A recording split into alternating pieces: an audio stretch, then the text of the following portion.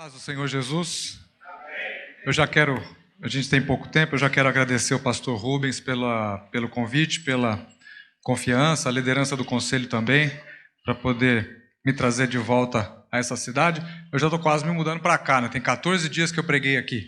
Aí eu estava lá embaixo, o pastor pregou em dezembro na minha igreja, veio o outro, o senhor pregou em outubro na minha igreja. Então, melhor alugar logo uma casa, ficar por aqui, né?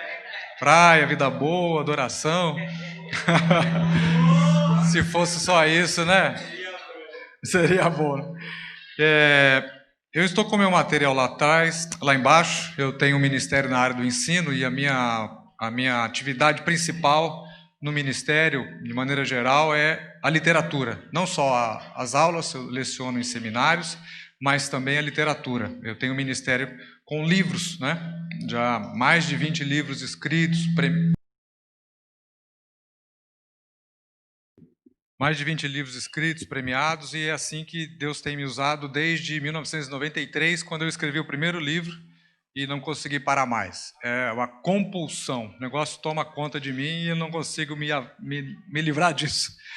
Eu tenho aqui um panorama do Novo Testamento, que eu lancei recentemente, mais de 15 anos dando aula de Novo Testamento, então tem introdução ao Novo Testamento, diagramas, tabelas, fotografias, resumos, esboços para você dar aula ou pregar sobre qualquer documento do Novo Testamento, um lançamento da Editora Geográfica, que também lançou Tipologia Bíblica, estudo dos símbolos, dos signos, dos tipos no Antigo Testamento. Você sabia, por exemplo, que há uma relação entre a coroação por espinhos feita em Jesus com o arrependimento do Antigo Testamento? Os judeus faziam um ritual chamado semichá. A pessoa arrependida, ela apresentava um sacrifício para o sacerdote. Esse sacrifício era um animal, geralmente um cordeiro.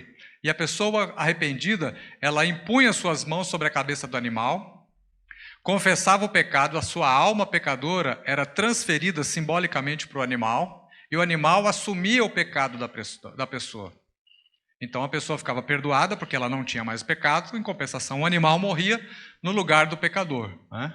Quando Jesus foi apresentado por Pilatos, que fez o papel do sumo sacerdote sem saber, né, ele examinou o cordeiro e falou: não vejo nesse justo nenhuma acusação, nenhum problema.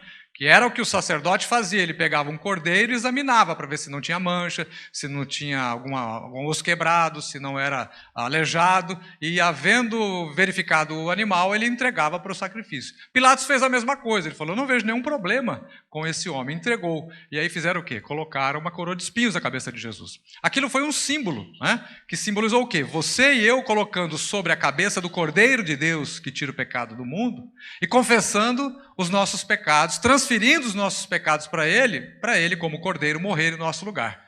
Isso muitas vezes passa desapercebido na leitura que nós fazemos na Bíblia. E nesse livro eu desenvolvo. O Antigo Testamento tem mais de 400 tipos proféticos, 400 desses símbolos. E eu estudo todo o tabernáculo, as peças, a vestuário do sacerdote, os sacrifícios, quais eram, como faziam, para que serviam e tudo mais. E agora um livro que eu juntei, 2 materiais que eu já havia produzido, um livro chamado Dízimo, o que é, para que serve, sua história e função social, e um outro livro também sobre dinheiro, falando sobre o segredo dos homens mais ricos da Bíblia. Para a gente que gosta de fazer barganha com Deus, né? Dá 10 para receber 100, entrega o seu carro para receber uma frota, dá a sua casa para receber uma colônia, né? Eu estudei os 3 homens mais ricos da Bíblia. Nenhum deles fez barganha com Deus. Os 3 homens são Abraão, Jacó e Salomão. Abraão estava numa comunidade idólatra. Jacó estava desviado, fugindo da sua família. E Salomão estava dormindo. Então nenhum deles fez desafio com Deus, oferta de fé, e nada, lei da semeadura, nada disso foi feito. Mas foram os 3 homens mais ricos da Bíblia. Aí agora no final do ano eu juntei os 2 livros e troquei o título. Dinheiro, Fé Cristã e Má Fé, porque tem muito, né? Muita má fé. E aí está aqui o texto, o prefácio da primeira edição era do Hernandes Dias Lopes no livro, do reverendo Dr. Russell Shedd no outro. Estão aqui, depois lá embaixo, já com desconto. Pastor Rubens, aqui não tem lugar para apoiar, por favor. Bom, eu não vim aqui vender livro, eu vim pregar, né? Então, abra, por favor, a sua Bíblia no Evangelho de Mateus, capítulo de número 11. Eu vou ler 4 versículos apenas, versículos 11 até o 15. A minha versão é a NVI, talvez a sua seja um pouco diferente, mas eu acredito que o sentido, o significado é o mesmo. Mateus capítulo 11, versículos 11 a 15. Diz assim a palavra do Senhor: digo-lhes a verdade, entre os nascidos de mulher não surgiu ninguém maior do que João Batista. Todavia, o menor no reino dos céus é maior do que ele. Desde os dias de João Batista até agora, o reino dos céus é tomado à força. Os que usam de força se apoderam dele. Pois todos os profetas e a lei profetizaram até João. E se vocês quiserem aceitar, este é o Elias que havia de vir. Aquele que tem ouvidos, ouça. Nós temos um tema e eu gosto de respeitar temas, porque eu entendo que o Espírito Santo trabalha e as pessoas se submetem a ele em oração, em jejum muitas vezes, quando vão escolher um tema para ministrar. E eu acredito piamente que Deus tem algo a falar sobre esse tema da restauração dos profetas. Geralmente eu prego em 3 porções, eu quero dividir a minha mensagem em 2 partes apenas. Uma parte trazendo um embasamento bíblico a respeito da profecia, do profeta e da mensagem do profeta. E depois, na segunda parte, eu tentar uma aplicação e apresentar a vocês, propor algumas discussões, algumas reflexões, para que você considere isso. Você que está aqui hoje, certamente tem um interesse por esse tema. Profeta, restaurando o profeta. O que é que se entende por profeta? Qual é o significado, o sentido bíblico? O que é que a Bíblia diz para nós hoje? Sabemos que mudou muita coisa. O profeta do Antigo Testamento não existe mais. O próprio Jesus diz aqui, a lei e o Antigo Testamento, a lei e os profetas profetizaram até João. Ou seja, a partir de João não há mais a mesma profecia. O objeto da profecia já se realizou, porque eles pregaram Jesus, eles anunciaram a vinda do Messias, eles disseram que viria um Salvador para o mundo. Esse Salvador já veio, então não há mais o que profetizar. Agora há um outro tipo de profecia, há um outro tipo de mensagem, há um outro tipo de ministério. Eu acho engraçado quando algumas pessoas se consideram semelhantes aos profetas do Antigo Testamento, mas quando você olha para o texto bíblico, você não encontra apoio para esse tipo de reflexão, para esse tipo de convicção. E quando você olha para o comportamento da pessoa, aí que fica feio mesmo, aí que dá vergonha de ser crente às vezes. Como um certo cabo candidato a presidente que diz que é tudo para a honra e glória do Senhor Jesus, mas o cara é bravo, ele não é manso, ele não é simples. Jesus falou que é para ser manso. Será que esse versículo foi rasgado da Bíblia e eu faltei na aula? Será que não é preciso mais ser manso, nem puro, nem simples, nem prudente como a serpente?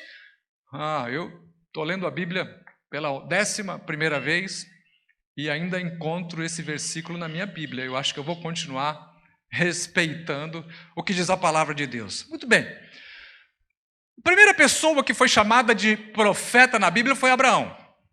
Nós o conhecemos como patriarca, mas o próprio Deus disse que Abraão era profeta. Abimeleque havia tomado a esposa de Abraão para ser sua concubina. E Deus apareceu em sonho a Abimeleque e falou: olha, eu sei que você não fez isso com segundas intenções. Engraçado, Pega a mulher do outro, mas não é com segundas intenções.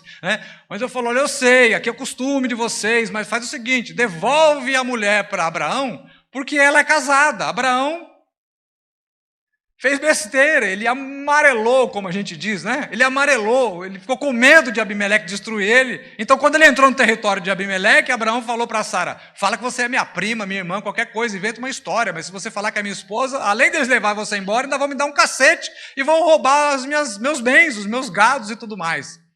2 vezes aconteceu isso, e as 2 vezes Abraão orientou. Abraão, pai da fé, hein? Imagina o que não tem fé, hein? Se o pai da fé faz um negócio desse, não foi à toa que Isaac e Rebeca tiveram o mesmo problema, Porque aprendeu em casa, Coisa errada se aprende em casa. Isaac aprendeu também e fez a mesma besteira, parece que com o mesmo Abimeleque.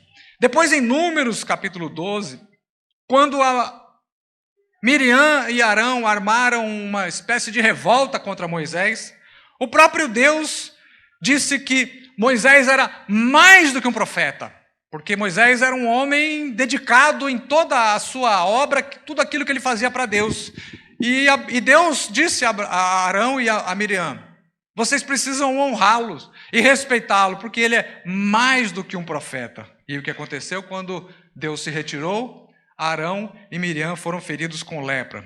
Depois, em Deuteronômio 18, nós temos, aí sim, a promessa de um profeta como Moisés. É uma profecia que aponta diretamente para Jesus Cristo. Números, nós temos o caso da escola de profetas, que eles se reuniam para cultuar a Deus, e Deus encheu Medade e Eudade com o Espírito Santo, e eles profetizaram. É a primeira referência explícita a uma profecia no Antigo Testamento.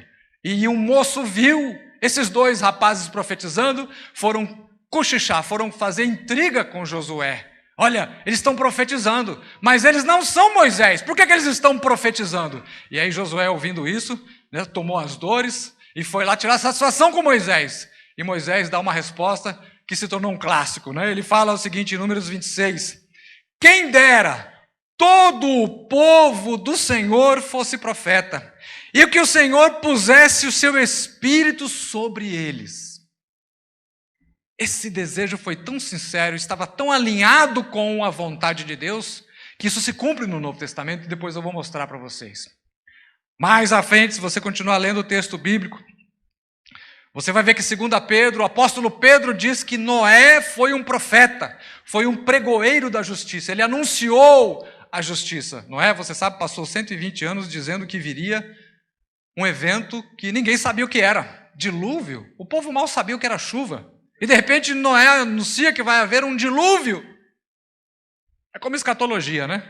Eu escrevo muito sobre escatologia. Meu primeiro livro que eu escrevi sobre escatologia foi em 93. Eu lia comentários dos pastores, mais autoridades do que eu, e ninguém sabia explicar o que significava aquilo que Jesus falou. As nações ficarão perplexas pelo bramido do mar e das ondas. Ninguém comentava esse versículo. Ninguém sabia o que era. Porque as coisas a gente só aprende com o tempo. E Deus parece que vai desenrolando os seus segredos com o tempo também. Aí, em 2004, nós nos preparávamos para o Natal e a passagem de ano, quando soubemos ter havido um tsunami na Ásia. Quantas pessoas morreram e ficaram desaparecidas? Você lembra? 285 mil pessoas mortas. Como ficaram as nações? Perplexas pelo bramido do mar e das ondas. Passaram alguns anos e mais um tsunami na mesma região. Como as nações ficaram? Perplexas pelo bramido do mar e das ondas. Recentemente, em Fukushima, no Japão, onde tinha aquela usina atômica, mais um tsunami, e mais uma vez, como ficaram as nações? Perplexas pelo bramido do mar e das ondas. Veja que há uma profecia se cumprindo diante de nós. Veja que está acontecendo o cumprimento de coisas que Jesus disse que aconteceriam. Ele disse, o meu reino não virá plenamente, eu não voltarei para buscar a minha igreja, sem antes haver sinais. Ele falou, haverá sinais no sol, na lua, nas estrelas, nos mares, nas sociedades, entre as famílias, filhos matando pais, pais matando filhos. Basta assistir a televisão 5 minutos, 10 minutos, e você não vai ver outra coisa senão isso. Mais para frente, alguns profetas se destacaram. Profetas que não escreveram nada, chamados não canônicos, porque não escreveram nenhum texto que está na Bíblia, como Natã, Aitofel, Elias, Eliseu, a profetisa Hulda, todos os profetas não canônicos, nunca escreveram uma linha, mas o que disseram, se cumpriram. E aos profetas canônicos, você tem vários na Bíblia, de Isaías a Daniel, chamados profetas maiores, não porque são mais importantes ou foram mais importantes, mas porque os seus textos foram mais longos. E os profetas menores, você encontra também mensagens menores, os profetas menores, evidentemente, e você encontra Malaquias, de Oséias até Malaquias, né? São 12 profetas menores, com textos pequenos, mas igualmente importantes. E o último dos profetas, como nós dissemos aqui, João Batista, cuja mensagem era Jesus. Ele não anunciou outra coisa a não ser Jesus, a vinda do reino de Deus e a vinda do Messias. Aqui chega Jesus e diz o quê? Todos os profetas e a lei profetizaram até João. Acabou o ministério profético. Não há mais ministério profético como no Antigo Testamento. Agora, após a ressurreição, aconteceu a vontade do Senhor Jesus. Ele, sendo homem, não poderia estar em todos os lugares. Mas se ele morresse e ressuscitasse, além de pagar o nosso pecado, ele poderia ir ao Pai e enviar o Espírito Santo para que o Espírito Santo enchesse a sua igreja e a igreja fizesse o trabalho de Jesus. Você e eu fazemos a continuidade do trabalho de Jesus. Aonde você está, você é um representante de Jesus. Por quê? Primeiro, porque você é dele. Segundo, porque você tem o testemunho dele. Terceiro, porque o Espírito Santo habita em você. Você não é a igreja sozinha. Nem sozinho. Se você estiver sozinho no seu banheiro orando, você não é igreja. Você é um crente. Igreja é quando nós nos reunimos. Paulo sempre usou as expressões no coletivo. Vós sois o templo do Espírito Santo. Ele não falou, pastor Rubens, o senhor é tão bom que você é o templo do Espírito Santo. Nós nos encontramos isso na Bíblia. Todas as vezes as expressões estão no coletivo. Nação santa, povo eleito, nação sacerdotal, sacerdócio real. Sempre no coletivo, ou seja, juntos nós somos mais fortes.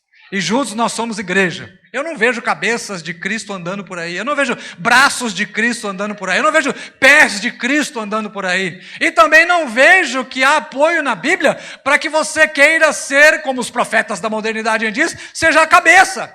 Ah, os profetas do Facebook, do WhatsApp. Você vai ser cabeça, não vai ser cauda. Deus me livre de Jesus fazer isso comigo. Porque a Bíblia diz que a cabeça é Cristo. A cabeça da igreja é Jesus e de maneira nenhuma, até o último dia da minha vida, eu não quero tomar o lugar de Jesus. Eu quero que ele continue sendo cabeça. E eu quero ser como diz lá em 1 Coríntios 12. Antes, os membros do corpo que parecem ser os mais fracos são necessários. Eu quero ser o membro do corpo que parece ser o mais fraco, mas é necessário. Vocês estão vendo meu dedinho do pé?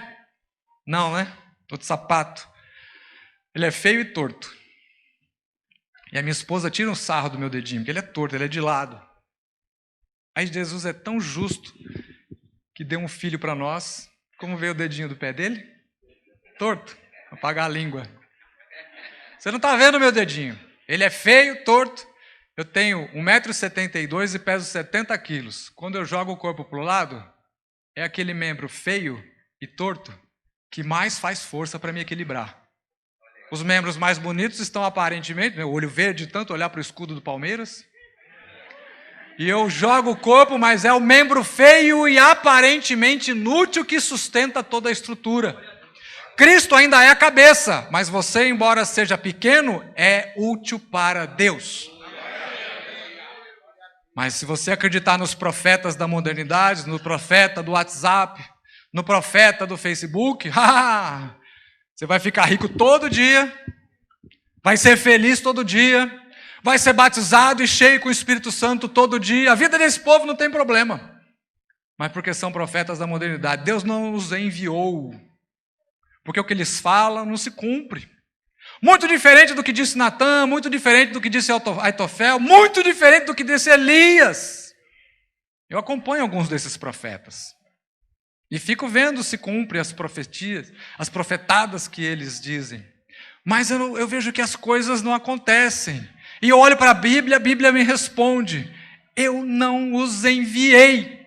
Eles falam por conta própria. No Antigo Testamento, o ministério do profeta era um ministério marginal. Não havia reconhecimento do ministério profético. A única instituição do Antigo Testamento reconhecida por Deus era o sacerdócio. Deus deu o sacerdócio para que o sacerdócio intermediasse a relação entre o homem e Deus. A monarquia mesmo não era vontade de Deus, foi a teimosia do homem. O homem foi lá para o sacerdote e disse: você vai morrer e os seus filhos são todos desviados. Nós queremos ter um rei. O sacerdote ficou triste e foi orar a Deus. E Deus falou: relaxa, irmão. Eles não estão rejeitando você. Estão rejeitando a mim. Dá um rei para eles.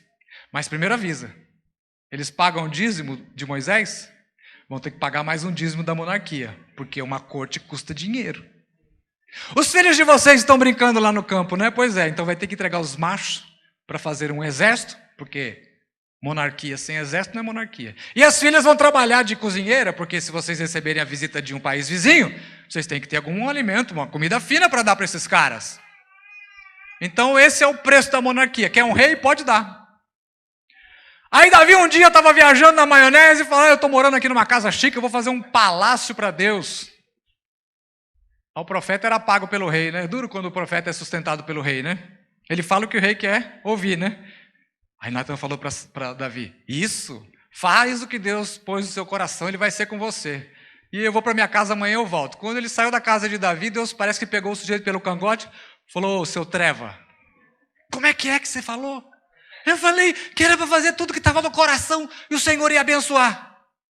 Vou lhe dar uma bordoada, seu Natan tribuloso. Volta lá e fala que eu não quero nada disso, não. 400 e tantos anos eu estou morando em tenda, nunca pedi para ninguém me construir casa. Que casa vocês vão me construir? Se a terra é o estrado dos meus pés. Hã? Deus não queria templo. E o que fizeram? Coração duro do homem, né? Jesus fala como é que essas coisas entram na Bíblia. Não é tudo que você lê na Bíblia que você tem que acreditar, viu, não?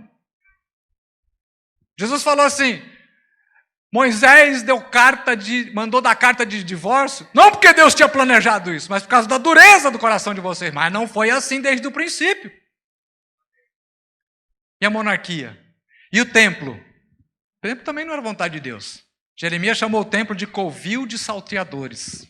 Abacuque falou assim, a violência que o povo sofre é planejada dentro do templo. Quando Jesus foi para Samaria, a mulher samaritana perguntou, qual dos dois templos, afinal de contas, é o certo? Vocês falam que é lá em Moriá, em Jerusalém, e a gente fala que é aqui em Samaria. Jesus falou assim, nenhum nem outro, porque o Pai procura os verdadeiros adoradores que adoram em espírito e em verdade. Um dia Jesus está saindo do templo com os discípulos falam, final de tarde, né, o sol se pondo, deve ter batido o reflexo na porta de ouro do templo, aquilo deve ter sido iluminado, parecia um sol. E os discípulos deslumbrados, olha, Senhor, que belo templo! Vai ficar pedra sobre pedra. Vou derrubar tudo isso daí, porque isso daí não tem função nenhuma.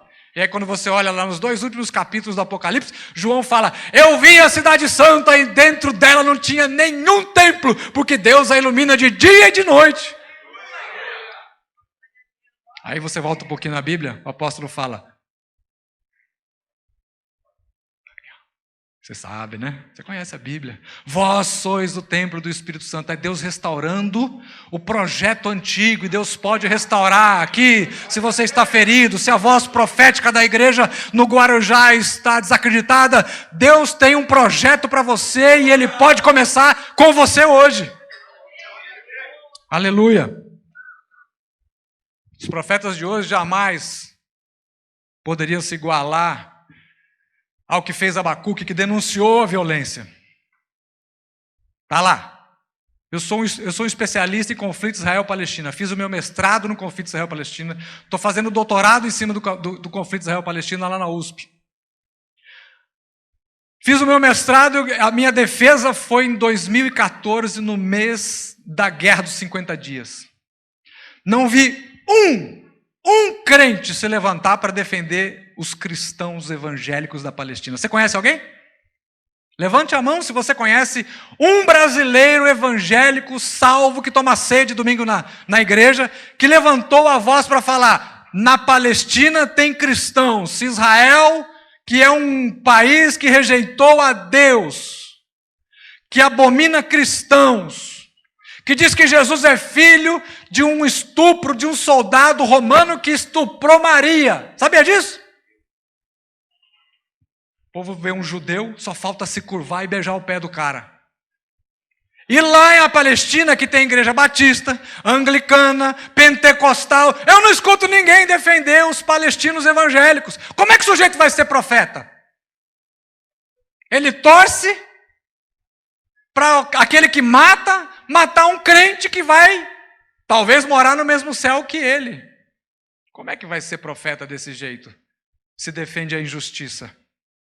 Não tem como. Os profetas de hoje lidam com fantasias. Eu vejo, Deus mandou falar, Deus está fazendo aqui hoje, em 30 dias, aí eu começo a contar. Passa 30 dias, eu não vejo o que esses caras prometem. Um pastor fez até plástica no olho. Esse ano Deus vai nos colocar na televisão. Aí uma grande arrecadação de dinheiro. Fez plástica, tirar as bolsinhas que tem aqui embaixo do olho. Ah, por que você fez a plástica? Ah, por causa da iluminação. Fica uma sombra aqui, eu fico parecendo mais velho. Tá. Esse ano nós vamos voltar para a televisão. Passou 3 anos, até hoje não viu o sujeito na televisão. Cadê o dinheiro? Devolveu? Não devolveu. Esse dia um filho do pastor da Assembleia de Deus veio reclamar para mim. Pastor Magno, o modelo de tirar dinheiro da Assembleia de Deus é construção e reforma. Quando não está construindo, está reformando. Mas por quê? É a maneira de fazer o povo continuar dando dinheiro. Se você parar a construção, parar a reforma, o povo para de dar dinheiro. Isso é o modelo. Não sei mais o que eu faço. Tenho vergonha do meu pai, filho de um pastor da Assembleia de Deus, contando isso para mim. Aí como é que eu vou ficar quieto? Eu não consigo ficar quieto, irmão. Vocês me desculpem. Se você não tem estrutura para ouvir o que eu estou dizendo, essa é a realidade. Bem-vindo à realidade. Mas relaxa. Relaxa. Jesus escolheu 12. O tesoureiro dele era ladrão. Se já foi assim lá atrás, já era para anunciar, olha, se eu escolhi 12, um ladrão no meio, imagine vocês que vão inventar G12, que vão fazer 12 não sei o quê, 12 semanas de culto para 12 meses de bênção, vai ter muito problema. Esse dia eu vim pregar na Baixada, o pastor foi me levar para almoçar, pastor Magno. Agora a onda é usar o texto da primícia. Tem que honrar o teu líder com a primícia. Então o sujeito tem que dar o dízimo, mas antes tem que dar a primícia para o líder. O líder da célula dá o dízimo da primícia para o líder da igreja, o líder da igreja dá para o pastor. Falei, olha, lá em São Paulo, isso aí eu vi, não foi na Bíblia, foi no Código Penal. Isso chama estelionato. Isso é pirâmide travestida com um versículo bíblico. Cadê que o pessoal denuncia isso? Denuncia nada. Por quê? Porque estão se aproveitando. Estão se aproveitando. O povo não lê a Bíblia, o povo não sabe nada de nada.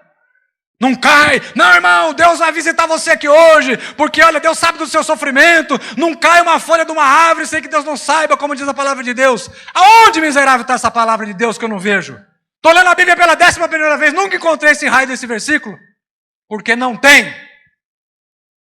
Jesus falou, antes todos os fios de cabelo da vossa cabeça estão contados. Isso significa o quê? Que ele sabe que não cai uma folha de uma árvore sem que Deus não saiba. Mas não está escrito que não cai uma folha de uma árvore sem que Deus não saiba. Hoje a Unicef publicou um estudo sobre o Brasil. 6 de cada 10 crianças brasileiras na miséria, pobre, na pobreza. 14 milhões de adolescentes, 18 milhões de crianças com menos de 14 anos. As que vivem na cidade, vivem com menos de R$346 por mês. R$346 por mês. Essa pirâmide que eu acabei de falar agora, tem pastor levando R$285 mil por mês para casa com essa pirâmide da primícia, para honrar o líder com a primícia. R$285 mil um pastor ganhando por mês. A criança tem que viver com menos de R$346. Eu gasto com meu filho mais do que o dobro disso só na escola. Só para a escola, fora o resto. Eu fico imaginando como vive uma criança com menos de R$346 por mês. E cadê que os profetas se levantam? E cadê que a igreja faz alguma coisa? Recentemente nós fizemos um trabalho no Mackenzie, com dados da Receita Federal. Um ano agora, há pouco tempo. A igreja brasileira teve de lucro, não é uma empresa, mas teve lucro de 460 milhões em aplicações financeiras. A igreja declarou naquele ano, a arrecadação, declarou, porque a gente sabe que as campanhas escondem mais da metade. Isso é o que foi declarado. 20,6 bilhões de entrada nas igrejas brasileiras, num ano. Sabe quantos brasileiros naquele ano havia abaixo da linha da pobreza? 460 milhões, não. 6 milhões e 500 mil brasileiros vivendo abaixo da linha da pobreza, no ano que a igreja arrecadou oficialmente 20 bilhões e 600 milhões de reais. A igreja sozinha, sem a ajuda do governo, sozinha, conseguiria elevar o nível dessas pessoas, tirá-las da linha abaixo da pobreza e colocá-las na linha de pobreza, sozinha a igreja, sem a ajuda do governo, sabe quanto sobraria? 20 bilhões de reais. Dá para fazer alguma coisa com 20 bilhões? Uma igreja que tem lucro de 460 milhões? Ah, mas a gente não veio para resolver o problema no mundo. Não? Você quer sentar comigo depois do culto para eu te apresentar uma meia dúzia de versículos que tratam a respeito disso? Vou começar só com um. A Bíblia diz, Jesus dizendo no Sermão da Montanha, se você não leu, Deus faz com que o seu sol e a sua chuva venham sobre bons e melhores ainda, sobre pastores e bispos, sobre ministros de louvores e dirigentes de escola dominical. Não, Deus faz com que o seu sol venha sobre bons e maus, sobre justos e injustos. Você acha que Deus não tem interesse em salvar e ajudar pessoas que estão morrendo de fome? Claro que tem.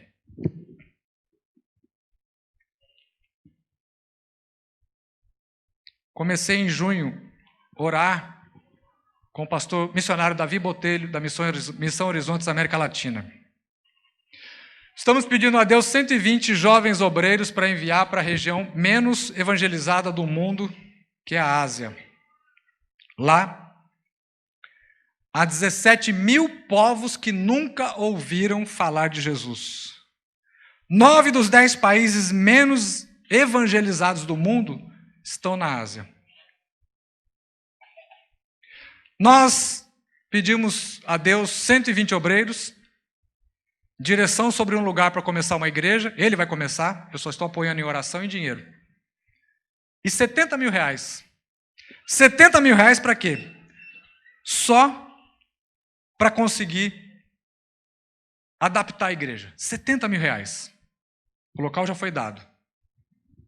Estamos orando desde junho.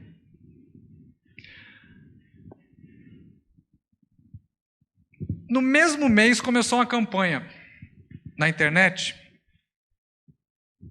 para ajudar o Lula. Campanha de arrecadação de dinheiro. Quanto essa campanha arrecadou? Eu atualizei os dados hoje. 550 mil reais. Para tirar um sujeito... Eu não vou falar o que eu penso sobre o Lula. Você assiste televisão, você deve saber. 550 mil reais. Foi arrecadado até hoje. Sabe quanto nós arrecadamos para abrir a igreja? Precisávamos de 70 mil. Bem menos do que o Lula, né? 35 mil reais. Sabe quanto a igreja brasileira investe? Você e eu. Investe por ano em missões? Você tem ideia? McDonald's? Se a igreja brasileira investisse o valor de um McDonald's, acho que um Big Mac custa acho que 22 reais. Se a igreja brasileira pagasse um McDonald's para os missionários, a gente teria ganho o mundo para Jesus. R$1,66 cada brasileiro investe por ano em missões. Vou repetir. Por ano, R$1,66. Se você for comprar alguma coisa no bar por R$1,66, você vai dar uma nota de R$2 e ele não vai te dar troco. A igreja brasileira consegue investir menos do que isso. 99% das igrejas no Brasil não sustenta um missionário no campo transcultural. Cadê os profetas? Então esse é o plano, irmão. É no problema que a gente encontra a solução. É na crise que a gente ora para que haja a saída. Você quer restaurar a voz profética da sua igreja? Você quer cooperar para que a voz profética da igreja brasileira, começando pelo Guarujá, seja uma voz profética atuante? O ministério da profecia não existe mais. Os profetas do Antigo Testamento, esqueça. Ah, mas e o que a gente faz com os versículos? Dom de profecia, irmão. O seu irmão não conhece a Bíblia? O senhor é professor de teologia? Nunca ouviu falar que Jesus deu dom de profecia?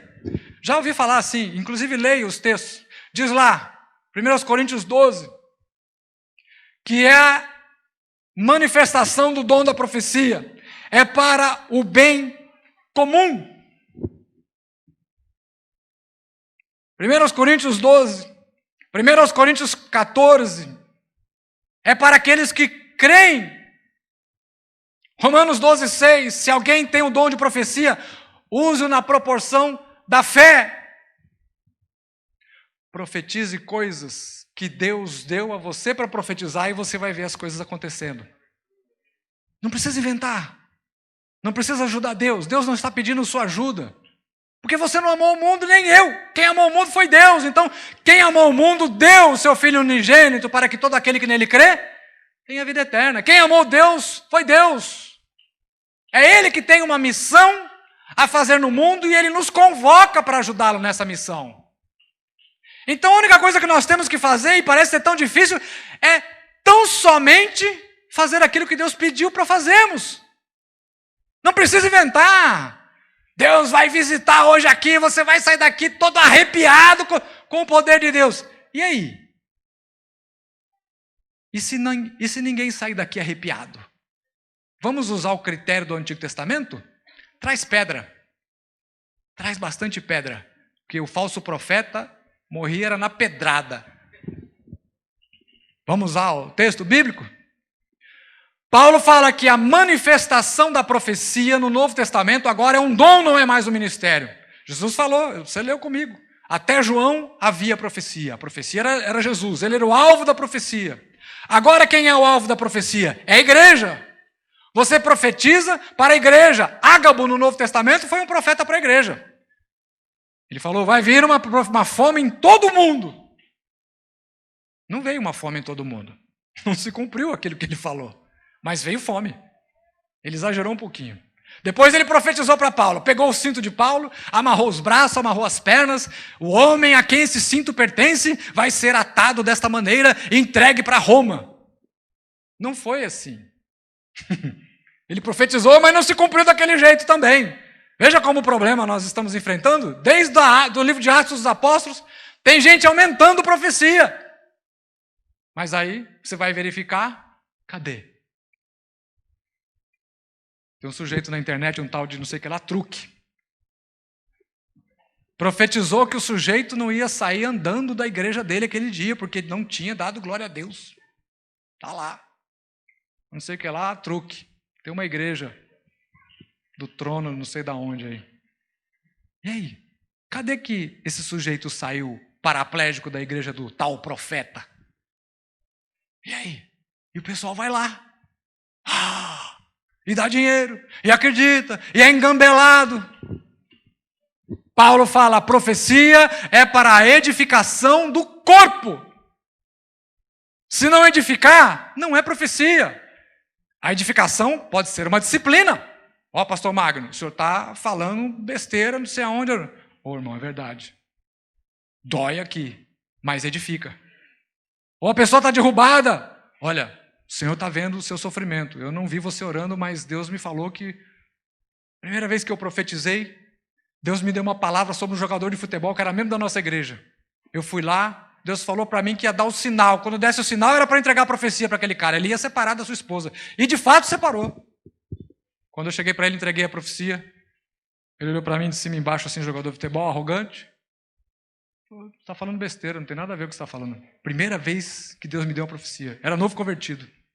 Saí da igreja como se não tivesse nem osso dentro de mim. Vazio, decepcionadaço. No dia seguinte, eu estou em casa, toco o telefone. Uma irmã falou assim, eu não conhecia a irmã, ela falou assim, eu estava lavando roupa. Deus me deu o seu nome e o seu telefone. Disse que o que você falou ontem é de Deus. Pode descansar. Passou um ano. Eu estou de carro com o irmão, indo para um culto. Você ficou sabendo que o fulano de tal separou da esposa? Eu falei, glória a Deus. Como glória a Deus, irmão? Tá doido? Eu falei, não estou doido não. Estou glorificando a Deus porque a irmã me ligou, estava com a barriga no tanque, me ligou dizendo que o que eu tinha dito era verdadeiro e se ele não se arrependesse ia se cumprir. Fale só aquilo que Deus colocar no seu coração.